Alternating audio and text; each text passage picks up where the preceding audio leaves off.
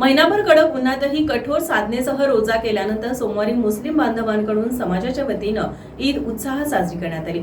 शहरातील दसरा चौकातील मुस्लिम बोर्डिंगच्या प्रांगणात तसंच बागल चौक आणि उपनगरातील विक्रमनगर, आरके नगर पासून विविध ठिकाणी असलेल्या मशिदींमध्ये सामुदायिक नमाज पठण करण्यात आलं।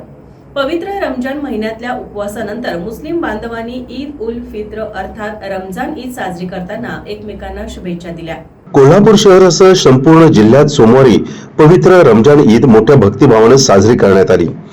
लोकराजा राजर्षी शाहू महाराज यांच्या काळात स्थापन झालेल्या मुस्लिम बोर्डिंगच्या खुल्या पटांगणात सोमवारी सकाळी नमाज पठण झालं।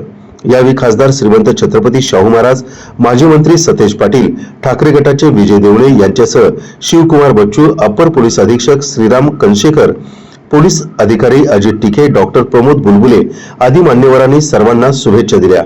मुस्लिम बोर्डिंग तर्फे कादरबाई मलबारी, गणी आजगेकर, आदिल फराज, फारुख पटवेगार, पापाबाई बागवान आणि अन्य संचालकांनी सर्वांचं स्वागत केलं। बागल चौक, मनेर मस्जिद तसंच उपनगरातील विक्रमनगर, आरके नगर आदी ठिकाणी असणाऱ्या स्थानिक मशिदीमध्ये देखील सामुदायिक नमाज पठण करून साजरी करण्यात आली। अकबर मोहल्ला परिसरात सामुदायिक खीर वाटप करण्यात आलं।